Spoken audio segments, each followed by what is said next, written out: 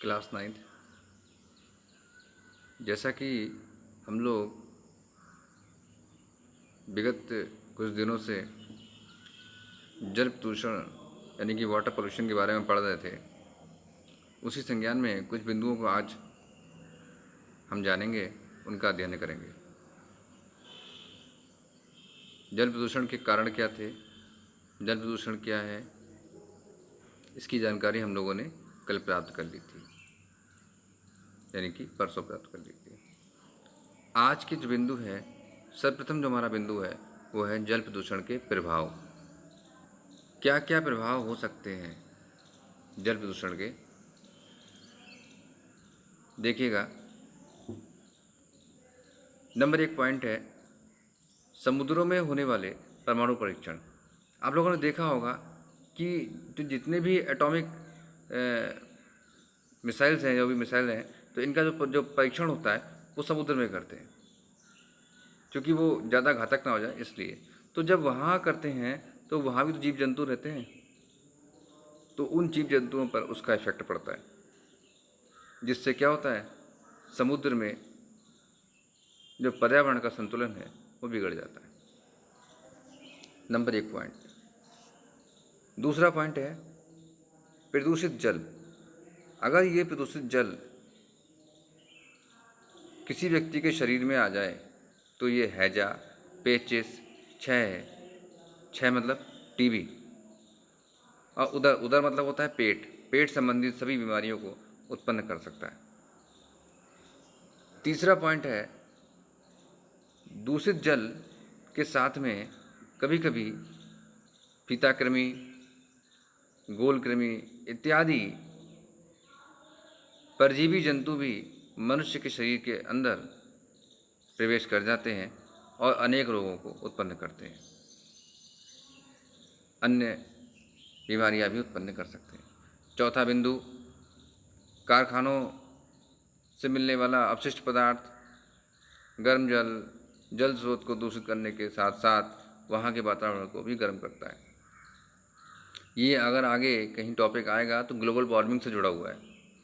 पृथ्वी का गर्म होना कहीं ना कहीं एक एक बिंदु पृथ्वी को गर्म करने में या पृथ्वी के तापमान को बढ़ाने में अपनी सहभागिता दिखा रहा है, जिससे पर्यावरण का संतुलन बिगड़ रहा है। अगला बिंदु है स्वच्छ जल, जो कि सभी सजीवों को अति आवश्यक मात्रा में चाहिए, उससे इसकी कमी हो जाएगी। जैसा कि आप लोगों ने कल पढ़ा भी था, मैंने पूछा भी था आप लोगों से कि कुल कितने प्रतिशत पानी पीने योग्य है, तो आप लोगों ने जवाब भी दिया था कि मात्र 0.03% पानी ही बचा है अब पीने योग्य, बाकी सब हमारा पानी हम लोग यूज़ कर चुके। अब इसको किस प्रकार से बचाएं, ऐसा कौन कौन से उपाय हो सकते हैं, उस पर भी थोड़ा चर्चा कर लेते हैं। नंबर 1, पहला तो पॉइंट है हमारा जल प्रदूषण से बचने के उपाय। ठीक है, पहला पॉइंट है हमारा कारखानों, औद्योगिक इकाइयों से निकलने वाले अपशिष्ट पदार्थों के निष्पादन की समुचित व्यवस्था होनी चाहिए।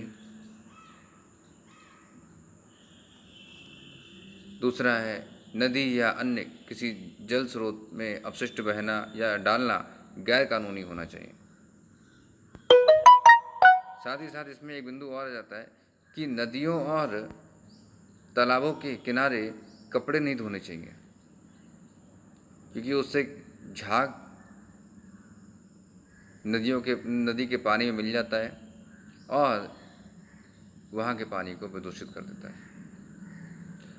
अगला है कार्बनिक पदार्थों के निष्पादन से पूर्व उनका ऑक्सीकरण कर देना चाहिए।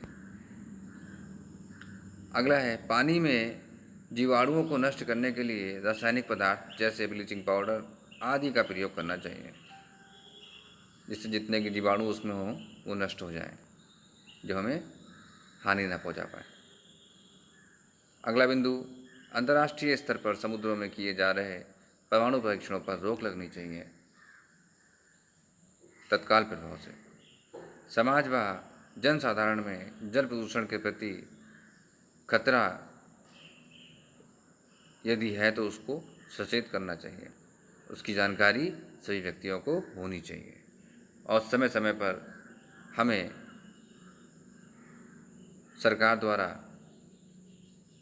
कई सारी जानकारियाँ प्राप्त होती रहती हैं जिनका हमें अनुपालन करना चाहिए। प्यारे बच्चों, आज इन दोनों बिंदुओं को हम गृह कार्य में भी करेंगे और इन्हें याद भी करेंगे। जल प्रदूषण के प्रभाव और जल प्रदूषण से बचने के उपाय।